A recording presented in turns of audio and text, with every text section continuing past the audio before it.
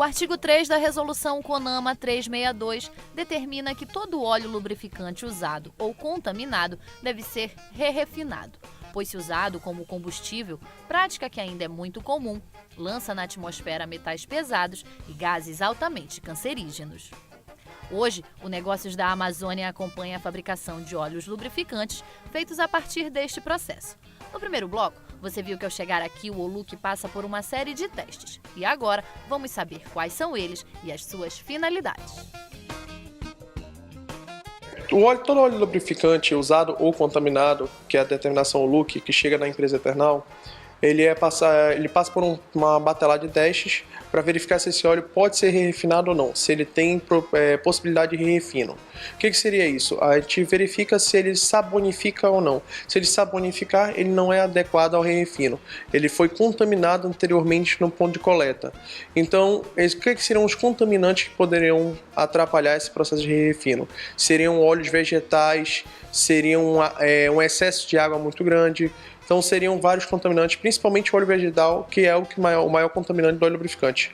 Esse óleo chegando aqui, ele é analisado por um processo de adição de produtos químicos e aquecimento desse óleo para verificar se há ou não saponificação. Esse óleo, se ele for reprovado, ele passa por um processo de desmetalização e incineração. Todos esses processos são aprovados pela OEMA, que é o órgão estadual responsável pelo estado do Amazonas, e então eles são incinerados e com lavagem de gás para evitar emissões atmosféricas. O processo de re-refino expõe este óleo contaminado a temperaturas bem mais altas do que o seu ponto de fulgor. A partir disso, para que todas as possibilidades de acidentes sejam anuladas, investimentos são feitos em treinamento de pessoal e em estrutura física. E já que as etapas exigem energia elétrica constante, a indústria conta com 2 subestações de energia e gerador próprio, que entram em ação imediatamente em casos de queda de energia. Esse óleo lubrificante, o óleo queimado, o ponto de fulgor dele, aonde ele entra em combustão sem precisar centelha, é 180 graus. O que acontece? E o óleo ultrapassa os 300 graus.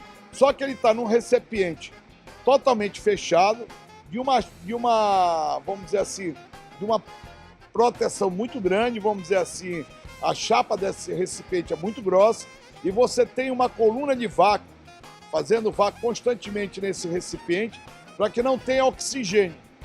Então, se você não tem oxigênio, você não tem combustão, né? Tudo acontece dentro de tanques dotados de válvulas de alívio que entram em ação imediatamente caso a pressão seja ultrapassada. A primeira etapa que o Oluc será submetido após o armazenamento é a destilação, que tem a finalidade de determinar a quantidade de água e de leves. Passando a fase do armazenamento, né, nós bombeamos esse óleo para a planta aqui de re-refino. Aqui na planta de re-refino, a primeira fase que o óleo vai passar aqui é exatamente a destilação.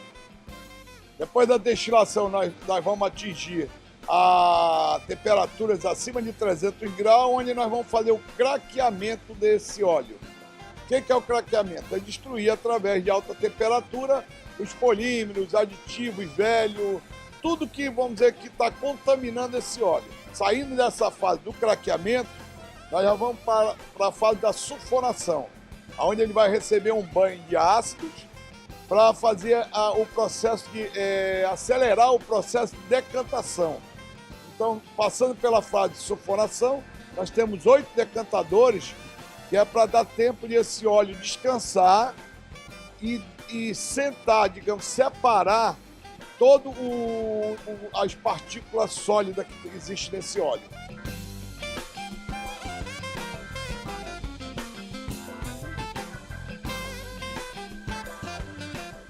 No terceiro bloco, você vai acompanhar a conclusão deste processo. Mas agora, eu quero que você conheça mais uma história inspiradora. É o quadro Eu Empreendedor.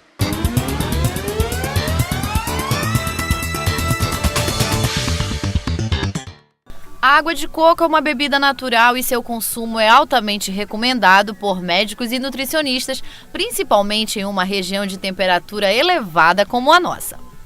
Embora nosso estado ofereça condições favoráveis ao plantio do coco, encontrá-lo em nosso dia a dia não é assim tão fácil.